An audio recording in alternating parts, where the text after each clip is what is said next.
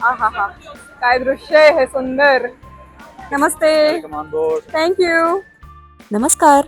आज आम्ही तुम्हाला भारताच्या नौदलाच्या INS सुदर्शिनी जहाजावर घेऊन जाणार आहोत. चला तर मग. पार्किंग गॅरेजमध्ये गाडी लावली आणि तिथून एकत्र बाहेर पडलो. आजचा दिवस एकदम खास आहे, कारण आज आम्ही बॉस्टनला आलो आहोत एका अशा अनुभवासाठी ज्याची आम्ही खूप दिवस वाट पाहत होतो. इथे आहे सेल बॉस्टन प्रदर्शन आणि त्यासाठी जगातील 20 देशातल्या जवळजवळ 60 टॉल शिप्स म्हणजे उंच जहाजं आली आहेत. त्यातलंच एक जहाज आहे त्याचं नाव ऐकल्यावर प्रत्येक भारतीयाची छाती अभिमानाने फुलून येते. INS म्हणजे इंडियन नेव्ही शिप सुदर्शिनी. या प्रदर्शनात खूप लोक अपेक्षित होती, म्हणून क्राऊड मॅनेजमेंटची एकदम जबरदस्त तयारी केली होती आणि त्याबरोबर खाण्यापिण्याचे स्टॉल्स पण होते. डेस्टिनेशन पर्यंत पोचता पोचता आम्हाला 2 मोठ्या शिप्स दिसल्या. पहिली होती जर्मनीहून आलेली 1958 साली बनलेली gorge fork. It was so beautiful and so big. मस्त होती. आता एक सुंदर सेल शिप पोर्टुगलची आहे ती दाखवते. हिचे नाव आहे सार्जस. ही आहे 90 वर्षे जुनी 1937 मध्ये बनलेली शिप. खूप सुंदर सोनेरी नक्षीकाम होते त्यावर. इथून पुढे आता भारताची INS सुदर्शिनी आहे, तिथे आपण जातोय. त्या दिशेने पुढे चालता चालता बरेच भारतीय लोक दिसायला लागले होते. ते पण ऑफकोर्स भारताचा गौरव पाहायला आले असणार.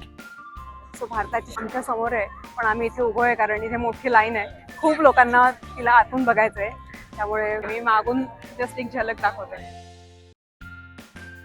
लाईनीत उभं असताना एका क्रू मेंबरला तिथे मास्टवर चढताना पाहिलं. खूप भारी वाटलं. आम्हाला वाटलं की हे प्रात्यक्षिकच आहे की काय, पण मे बी त्यांचं रुटीन चेक असावा. या सगळ्या टॉल शिप्स अमेरिकेच्या 250व्या स्वातंत्र्य दिनाच्या सेलिब्रेशनसाठी आणि सेल बॉस्टनच्या 50व्या उत्सवासाठी आल्या होत्या. भारताची सुदर्शिनी आशिया खंडाचं प्रतिनिधित्व करत तिथून आलेली एकमेव शिप होती. दुसरं महत्त्वाचं म्हणजे 5.5 महिने पाण्यावर राहून आणि 14,000 नॉटिकल माइल्स प्रवास करून 4 महासागर पार करून सगळ्यात लांबून आलेलं जहाज म्हणजे सुदर्शिनी. विचार करा किती मोठी अचीवमेंट आहे ही, आणि सगळ्यांनी याची नोंद नक्कीच घेतली. फायनली तिला बघण्याचा इतका आतुरतेने वाट बघत होतो, तो क्षण आता आलेला आहे आणि तुम्हाला हे सगळं दाखवायलाही तितकाच मला आनंद होईल. त्यामुळे आता काही क्षणात आपण जाऊच. आहा हा, काय दृश्य आहे हे सुंदर. या ठिकाणी आम्ही इथे आहोत हे बघायला मिळतंय आमच्या डोळ्यांनी. किती मोठं सौभाग्य आहे खरंच. हा क्षण, हाच तो क्षण. अमेरिकेत उभं राहून डोळ्यासमोर भारताचा तिरंगा फडकताना पाहणं म्हणजे शब्द अपुरे आहेत. सुदर्शिनीच्या लोगो समोर आणि तिरंगासमोर फोटो काढण्याची खूप गर्दी झाली, त्यात आमचीही गर्दी. ब्रिजवर पहिलं पाऊल ठेवलं, बाजूला चेकपोस्ट सारखं काहीतरी दिसलं.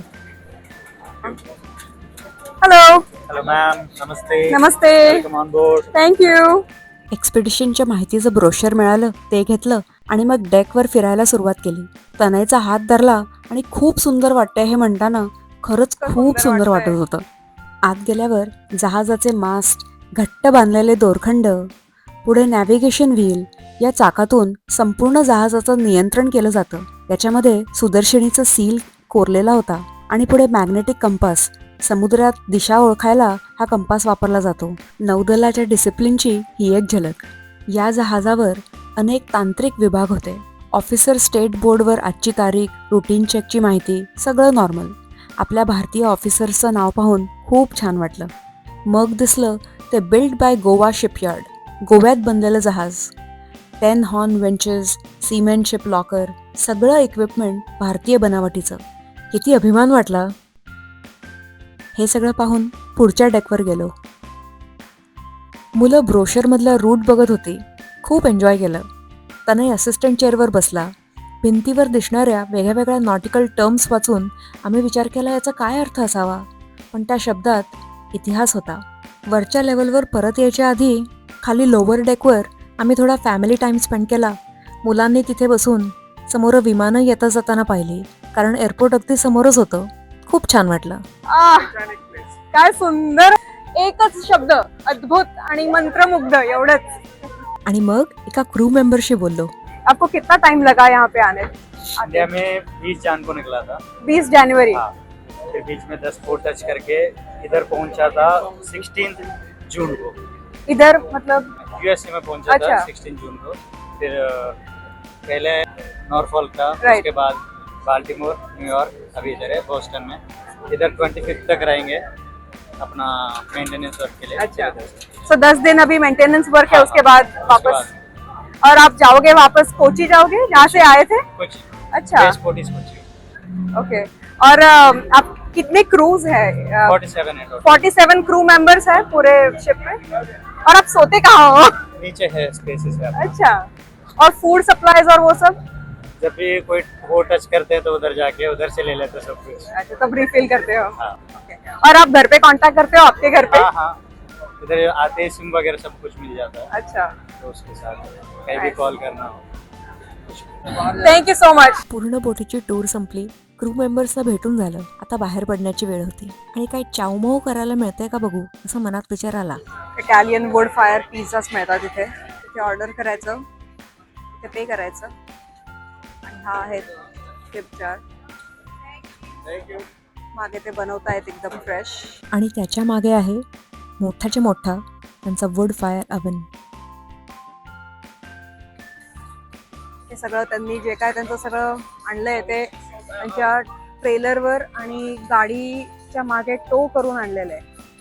अमेरिकेत सगळं मोठं असतं म्हणतात ना, ते अगदी खरं आहे. तेवढं त्याच्यात गरम असेल. रेडी काढून अशा रीतीने आजचा दिवस सफळ झाला पूर्णपणे 100%. आणि आता मुलांना भूक लागली आहे, त्यामुळे आम्ही जाऊन थोडंसं खाणार आहे. सत्यजित तिथे मागे लाईनीत उभा आहे, तो थोडासा पिझ्झा घेतोय. आणि मुलांना तुम्हाला काय खायचंय? Fried dough. फ्राईड डो. फ्राईड डो म्हणजे काय असतं? Like dough that's fried with big toppings. डो दॅट्स फ्राईड विथ टॉपिंग्स. तळलेली कणिक, त्याच्यावर पिठी साखर टाकलेली असते आणि वेगळ्या वेगळ्या टॉपिंग्स असतात. खाऊन झाल्यावर चिलेच्या बोटीवरनं फटाके बघायचं ठरलं, त्यामुळे आमचा मोर्चा तिथे वळला.